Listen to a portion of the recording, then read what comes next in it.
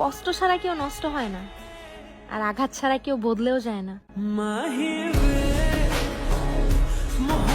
মানুষের খারাপ সময় সব সময় থাকে না, কিন্তু এই খারাপ সময় যারা খারাপ ব্যবহার করে তাদের সারা জীবন মনে থেকে যায়।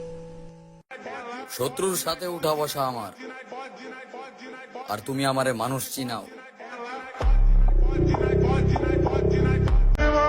অনুমতি দিলে আপনাকে বাবু বলে ডাকতাম। বাবু। আমাকে কেউ ছেড়ে যায়নি, আমি ছেড়ে এসেছি তাদের আসল চেহারা জানার পর। আসলে আমি অ্যাডজাস্ট করে থাকার চেয়ে সরে আসাটা বেশি ভালো মনে করি।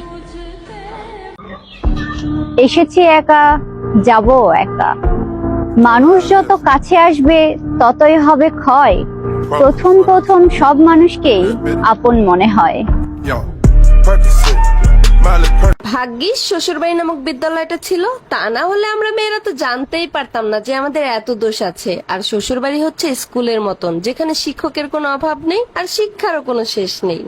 সব শিক্ষা বইয়ের পাতা থেকে হয় না, কিছু কিছু শিক্ষা পরিস্থিতি আর বাস্তবতা থেকেও হয়। 7 রাজার ধন চাই না, তার চাইতে বড় কিছু পেয়েছি আমি। হে আল্লাহ, পৃথিবীর সবকিছুর বিনিময়ে আমার সন্তানকে ভালো রেখো তুমি। নাটক কম করো প্রিয়, অনেকদিন পরে একটা ভিডিও ছাড়লাম, লাইক কমেন্ট শেয়ার করে দিও। কিছু মানুষকে মনে জায়গা দিছিলাম, কিন্তু তারা থাকতে পারলো না। আসলে কথায় আছে না, ময়লা ডাস্টবিনেই মানায়, পরিষ্কার জায়গায় না। তুমি কিভাবে সফল হবে সে পথ তোমাকে কেউ দেখাবে না, অথচ যখন তুমি সফল হতে শুরু করবে তখন তোমাকে টেনে নিচে নামানোর লোকের অভাব হবে না। পরিবারের বড় ছেলেগুলোকে গাধার সাথে তুলনা করা হয় কেন জানেন? কারণ গাধা সারাদিন পরিশ্রম করার পরেও তাকে লাঠি দিয়ে পেটানো হয়। ঠিক তেমনি সংসারের বড় ছেলেরা যদি সংসারের জন্য জীবনও দিয়ে দেয়, তারপরেও বলবে তুমি আমাদের জন্য কি করছো।